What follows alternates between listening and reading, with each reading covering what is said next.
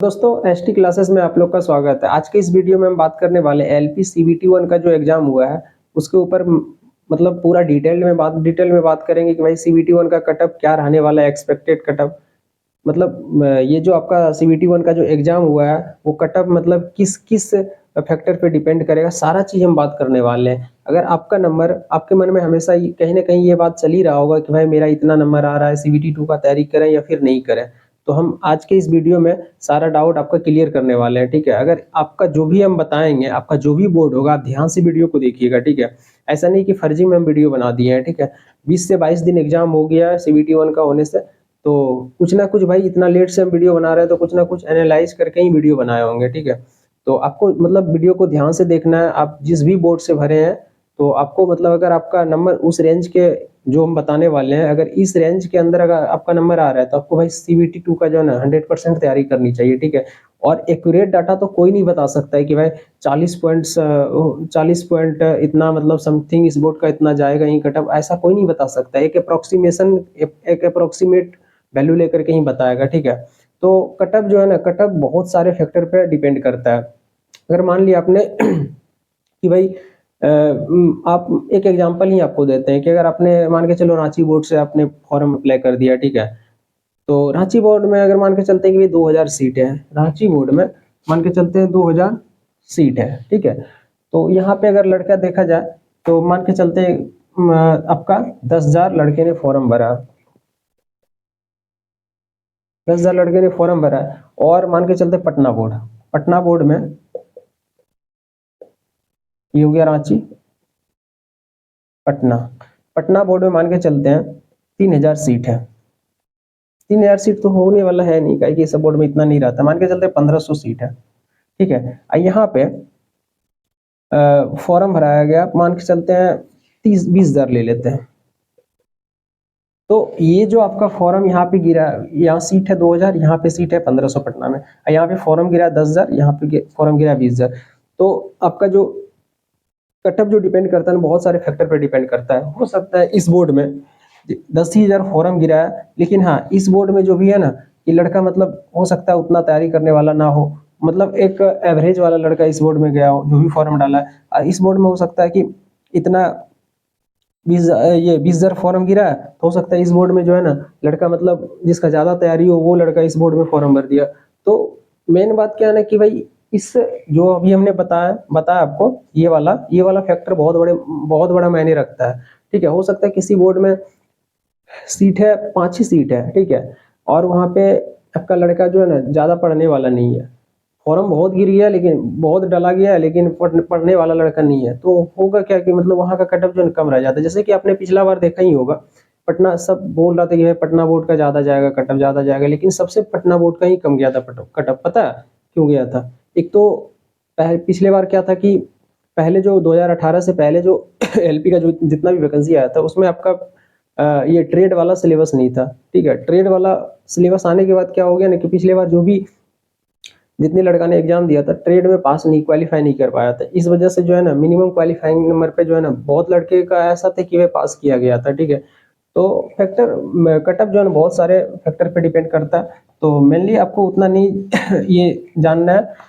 आप बस ये आपको देखना है कि भाई हम किस बोर्ड से भरे हैं, उसका क्या कटअप रहने वाला है। ठीक है, अगर आपने अहमदाबाद से फॉर्म भरे हैं तो आपको यहाँ पे अनरिजर्व में अगर है तो 38 से 40 के बीच में अगर आ रहा है आपका नंबर, ठीक है, तो आप एक तरह से सेफ जोन में है। ठीक है, ओबीसी में अगर हैं आप, ओबीसी में है अगर 36 से आपका 38 आ रहा है, 36 से आपका 38 आ रहा है, तो आप सेफ जोन में है। ठीक है, और SC ST में इससे आप मतलब 2 नंबर आप कम कर लो, उस हिसाब से आप अपना करना लो। जैसे कि 35 भी आ रहा है तो भी चलेगा, इसमें 34 भी आ रहा है तो भी चलेगा। ठीक है, इस एवरेज में अगर आपका नंबर आ रहा है, अगर आप इस बोर्ड से अप्लाई किए हैं तो आप मतलब एक तरह से सेफ जोन में है। ठीक है, अगर आप अजमेर से अप्लाई किए हैं तो अजमेर में भी वही आप ये सब बोर्ड, मेन बात क्या है ना कि ज्यादा दूर वाला बोर्ड है। आज जितना भी नजदीक वाला बोर्ड है ना, जैसे पटना हो गया, रांची हो गया, मालदा हो गया, कोलकाता हो गया, ये सब में ज्यादा भीड़ क्यों होता है भाई? बिहारी ज्यादा रहता है, इस वजह से ज्यादा इसका कटअप जाता है। ठीक है,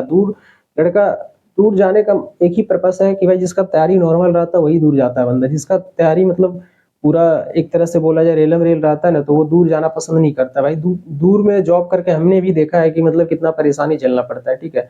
तो जिसका तैयारी ज्यादा रहता है ना, वो नियरेस्ट बोर्ड ही चूज करता है, ठीक है।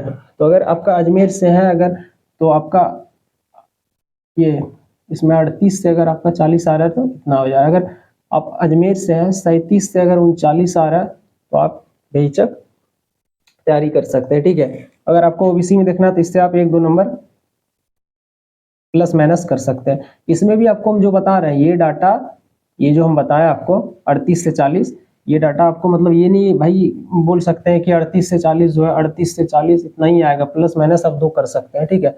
इसमें अगर 37 से आपका 39 भी आ रहा तो भी आप सेफ जोन में है। इसी तरह अगर इलाहाबाद अगर देखा जाए तो भाई यहाँ से आपको 42 से कम 44 के आसपास लाना होगा, क्योंकि इलाहाबाद में ज्यादा भीड़ होता है, ठीक है। ये नियरेस्ट बोर्ड है, बिहारी वो बिहारी हो गया, यूपी वाले जितने भी है, मतलब इस बोर्ड में सबको मतलब ये रहता है कि भाई हम नजदीक में जॉब करें, ठीक है। तो अगर इतना के रेंज में आ रहा है तो आप सेफ जोन में है। ओबीसी में अगर देखा जाए तो आप 40 से 44 इतना भी ले सकते हैं, ठीक है। इस हिसाब से अगर आप कर ले, मतलब आप अपना अपने हिसाब से देख लेना, ठीक है। हम सारा जोन का जो यूआर का कटअप बता दे रहे हैं उस हिसाब से आप प्लस माइनस 2 करके ये कर लेना। अगर बंगलोर से हैं आप तो 36 से आपका 38 अगर है इतना के आसपास अगर यूआर में आ रहा है तो आप सेफ जोन में है, ठीक है। भुवनेश्वर में अगर 40 से आपका 42 के आसपास आ रहा है, ये हम आफ्टर नॉर्मलाइजेशन नहीं बता रहे हैं, ये आपका जो रॉ स्कोर आया ना उसके भी यहाँ पे बता रहे हैं। किसी का हो सकता है भाई 35 भी आया होगा, उसका भी अगर ये टफ शिफ्ट में अगर एग्जाम हुआ होगा तो उसका नॉर्मलाइजेशन होकर के बहुत ज्यादा हो जाएगा, ठीक है। तो वो बात की बात है, लेकिन अगर आपका एक्सपेक्टेड देखा जाए अगर इतना के एवरेज में आ रहा है तो आप सेफ जोन में है, ठीक है। बिलासपुर में देखा जाए तो आपको 39 से 42, 39 नहीं, आपका बिलासपुर में 38 से 42 आप इतने के 40 भी ले सकते हैं, इतने के एवरेज में आएगा। चंडीगढ़ में अगर देखा जाए 37 से अगर आपका 40 आ रहा है तो आप सेफ जोन में है, ठीक है। उसी के यहाँ पे अगर इसमें देखा जाए 36 से अगर 38 भी आ रहा है तो आप सेफ जोन में ओबीसी में, ठीक है। चेन्नई में अगर देखा जाए, चेन्नई में आपका 36 से 38 आ रहा है तो आप सेफ जोन में है, अनरिजर्व का हम बता दे रहे हैं। ओबीसी का उस हिसाब से आप अपने हिसाब से 2 नंबर आगे पीछे कर लेना, ठीक है। गुवाहाटी जैसे गोरखपुर हो गया, गोरखपुर में आपको 42 से 44 अगर आ रहा है अनरिजर्व में तो आप सेफ जोन में है गोरखपुर से। गुवाहाटी इसमें आपका 36 से 38 आ रहा है तो आप सेफ जोन में, अनरिजर्व का हम बता रहे हैं, ठीक है। जम्मू में अगर आपका 35 से 38 के बीच आ रहा है तो आप सेफ जोन में है। कोलकाता, भाई कोलकाता ये जो है बहुत डेंजर जोन होता है, ठीक है। यहाँ पे भी आपका जो है बहुत भीड़ रहता है, मतलब जितना भी होता है रेलम रेल वाला स्टूडेंट यहाँ पे जाता है, ठीक है, पढ़ने वाला होता है। तो यहाँ पे आपका कटअप अगर आपका 42 से, यहाँ पे आपका कटअप 42 से अगर 44 आ रहा है तो आप सेफ जोन में है, ठीक है। मालदा में भी हम कम नहीं कर सकते भाई, यहाँ का भी कंपटीशन जो है ना पूरा रेलम रेल रहता है, ठीक है। तो इसके लिए भी आपको कटअप जो है अच्छा खासा मतलब आपका नंबर आना चाहिए। यहाँ भी आपका 42 से 43 के अप्रॉक्स अगर आपका आ रहा है यूआर में तो आप सेफ जोन में है, ठीक है। मुंबई में आपका 36 से 38 ले सकते हैं, इस हिसाब से आप ओबीसी का भी कर लेना, दो नंबर आगे पीछे, ठीक है। पटना मुजफ्फरपुर में भी आपका, मुजफ्फरपुर में अगर देखा जाए तो यहाँ भी आप 39 से 42 के आसपास ले सकते हैं, ठीक है। अब बात रही पटना में भी आपका 42 से 44 अगर आ रहा है तो आप सेफ जोन में, ठीक है। रांची का भी अगर आपका 41 से अगर इसमें अगर देखा जाए तो इसमें भी बहुत ज्यादा कंपटीशन है, ठीक है। इसमें अगर 39 से आपका 41 भी आ रहा है तो भी आप सेफ जोन में। सिकंदराबाद में अगर आपका 36 से 38 के बीच में आ रहा है तो आप सेफ जोन में है, ठीक है।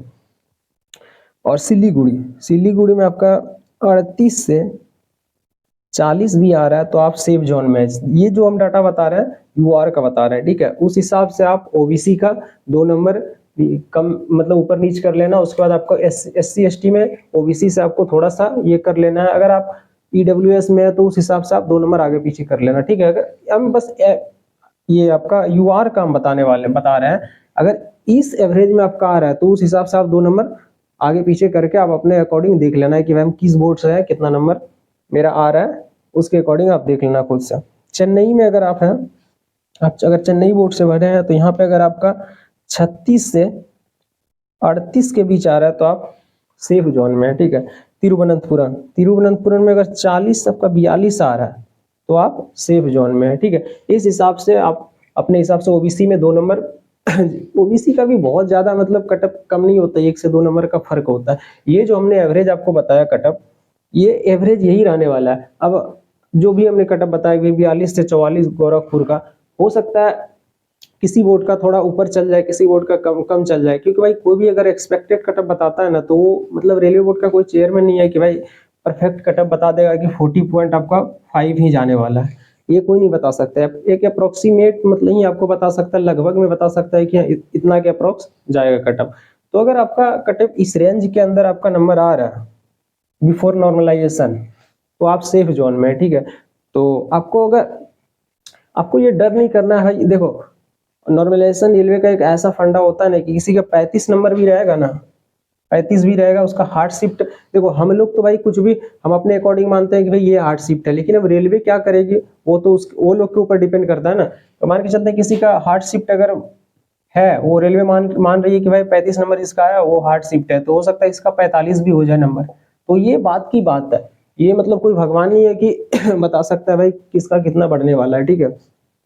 तो आपको मतलब अगर सिर्फ आप मतलब ये देख लेना आप अपने हिसाब से, अगर मेरा नंबर इस एवरेज में आ रहा है तो आपको सीबीटी 2 का तैयारी जरूर से करनी चाहिए, ठीक है।